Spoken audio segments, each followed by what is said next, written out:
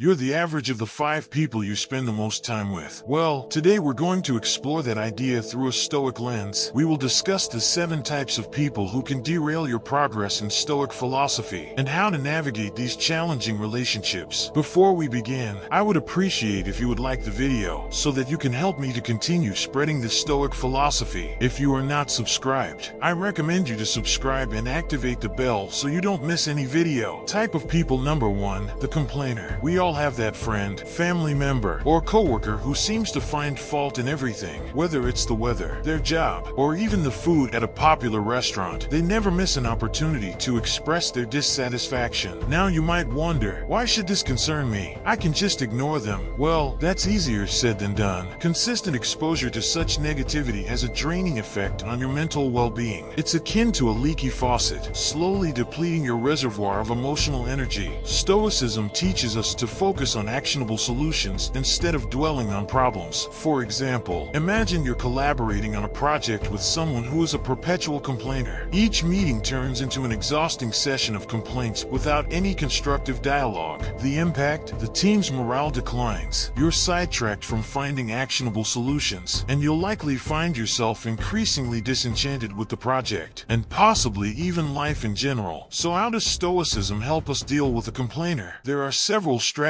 you can employ. First, limit your exposure to this individual whenever you can. If that's not possible, perhaps because they're a family member or colleague, then your second option is to mentally distance yourself during their diatribes. Think of their complaints as a passing storm, loud and unsettling, but ultimately temporary and powerless against the unmovable mountain that is your own inner tranquility. Your third option is to steer the conversation towards solutions or to change the subject to something more constructive. To quote Marcus Aurelius, "You have power over your mind, not outside events. Realize this, and you will find strength." This timeless Stoic wisdom encourages us to guard our mental peace diligently, ensuring that the negativity from chronic complainers doesn't deviate us from our Stoic path of resilience and virtue. Type of people number 2, the drama magnet. Imagine you're navigating your life as if it were a ship sailing through calm waters, but then you encounter the whirlpool known as the drama magnet. This individual seems to have an unending series of crises, conflicts, or controversies, and like a whirlpool, they have an unsettling ability to suck you into their vortex of chaos. You might initially find yourself attracted to the drama magnet's energy, mistaking it for passion or excitement. However, you'll soon realize that being in their sphere is like navigating a ship through a storm, exhausting and dangerous. Now, what makes dealing with drama magnets so tricky is that their crises can often feel like your own. Their chaos is infectious. You might even find yourself embroiled in conflicts that you had no initial part in. Let's take a practical example. You have a friend who has frequent fallouts with others in your social circle. Today they're not talking to Sarah. Tomorrow it's Tom. Your friend comes to you for advice, but you notice that this cycle never ends. And suddenly, you find yourself also at odds with Sarah or Tom because you tried to intervene. In this case, you could employ a strategy called reflective listening. Instead of offering advice or taking sides, mirror their words back to them. For example, if they say, "I can't believe Sarah said that about me," you could respond with, "So you're feeling betrayed by Sarah's words." This technique allows you to provide emotional support without getting entangled in the drama yourself. Another approach, and one that might sound counterintuitive, is to become selectively unavailable. Stoicism reminds us to value our time highly, and sometimes that means being unavailable for other people's crises, especially if they're recurring without resolution. Turn off your phone during certain hours. Create focus periods where you concentrate solely on your work or personal development, and let it be known that during these times you're not to be disturbed. To paraphrase Seneca, true happiness is to enjoy the present without anxious dependence upon the future. This can be particularly helpful when dealing with drama magnets. Instead of anxiously wondering what crisis will happen next, concentrate on the present moment where you have control. Enjoy your life and don't let it be disrupted by someone else's drama. Make it a point to sail your ship calmly, steering clear of whirlpools that threaten your voyage towards personal growth and tranquility.